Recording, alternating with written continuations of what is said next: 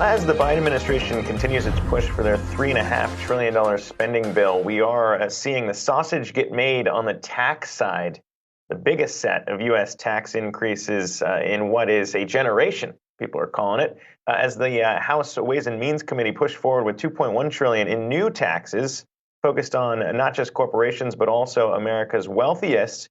A lot of questions about whether or not it's going to be enough to offset some of the costs. And for more on that, happy to welcome into the program once again, Marc Goldwein, Senior Policy Director for the Committee for a Responsible Federal Budget, joins us here. And Marc, I mean, we've been talking about it, trying to watch and see what kind of increases are going to come. A lot of people pointing out it might not be as progressive as what even President Biden wanted initially. But what do you make of, I guess, this being enough to fund that $3.5 trillion? Well, they're not quite there. Look, the Ways and Means Committee has put forward about $2.3 trillion of tax increases.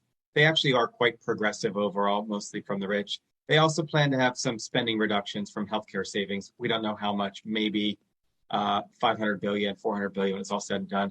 That's not going to quite cover the $3.5 trillion, but it's at least a good start. I mean, when you say good start, I mean, are we expecting more to come here to kind of pay for the rest? Or I mean, these things are never really paid for fully, as you know better than I do. But I mean, what are the expectations in terms of how wide that gap might be? Well, look, I'm an optimist that they may add stuff as this goes to the Senate. But I think the more likely approach is they're going to reduce the amount that they're spending.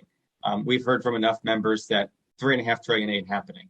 So if they can keep this $2.3 trillion of tax increases and get the spending down to $2.3 trillion, then we're set. Then we have a fully paid for bill. And how does that kind of match up with expectations when all these conversations were beginning, right? We've seen moderates in the Senate side, Joe Manchin being one, really talk about not wanting to increase spending that much. But I mean, the gap seemed wide when these discussions began. So to get here now in the timeline that we've seen, what do you make of that? I mean, this is going to be a Herculean task. Look, they've basically made about $5 trillion worth of promises, of things that they said they want to do. They're trying to fit into $3.5 trillion, and then they're getting pressure to reduce that to maybe $1.5 trillion.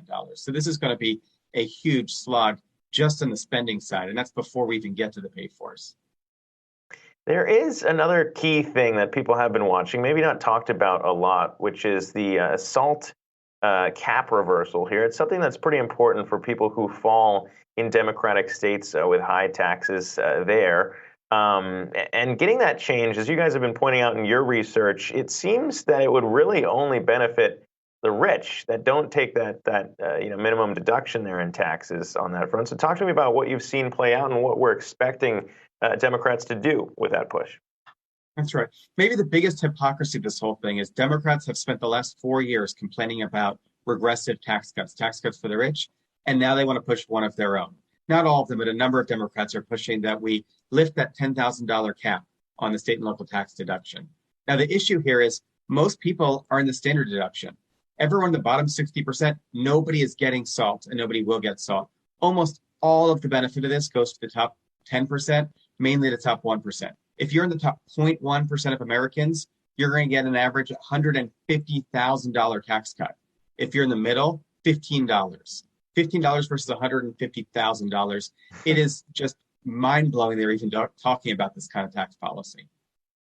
Yeah, and it's maybe mind-blowing that we haven't seen pushback on the Republican side yet. As we were kind of discussing, of course, maybe that's because they want to wait until it gets through to have something to attack. I don't know, but just your guys' research lays out exactly how much some of that revenue would be able to pay for rather than going to those families getting the tax breaks. They kept them in place.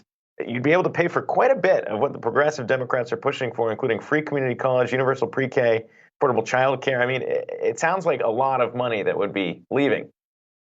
That's right. It's not one of those things, by the way. It's all of those things. You can pay for all of those things and EITC with the money for repealing SALT.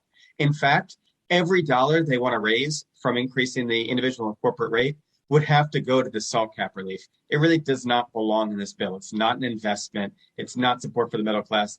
It's a handout for the rich. A lot of them in blue states, but it's actually the handout for the rich around the country. And in that push, I suppose, the expectation there, from what we're hearing, sounds like it's going to make its way in regardless. I'm not sure, what the final bill is going to look like or how it's going to shake out here. Obviously, as we said, a lot of back and forth still to come.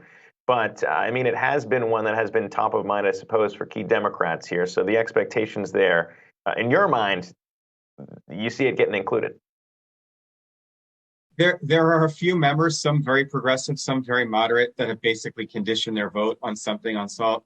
So I think it's likely that it's going to make it into at least the first draft of the bill that passes the House. As they're sugaring stuff off, trying to get from that $3.5 trillion to 1.5 or 2.5 trillion, it's hard for me to understand why they would waste even a dollar on, again, this regressive tax cut for the rich. It's actually not tax reform; it's tax deform. It's narrowing the base and making the tax code more complicated. Yeah, we'll see what happens there. But I guess just kind of finally to recap and look back on everything, right? You guys have done a great job of tracking the money that had been raised during COVID and really put to work here to help American families struggling. It was a lot of money. We've heard a lot of people talking about it being too much money relative to the debt load here in the country. I mean, when you kind of step back and look at the way things are shaping up, as your guys' group kind of does here to try and make it responsible, how would you maybe grade where we're at in terms of trying to navigate and balance kind of what's going out and what's coming in? Well, look, we passed about $6 trillion worth of COVID relief. I think probably about 4.5 to 5 trillion of that was very much warranted. So we overdid it, but a lot of that was really important, and it's helped support the recovery and protect incomes.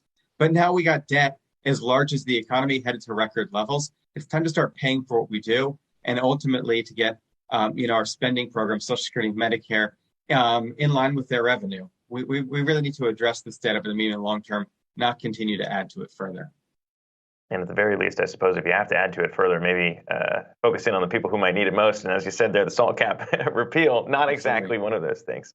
Marc Goldwein, appreciate you coming back on here to chat with us. He's Senior Policy Director for the Committee for Responsible Federal Budget. Thanks again. Be well. We'll chat soon.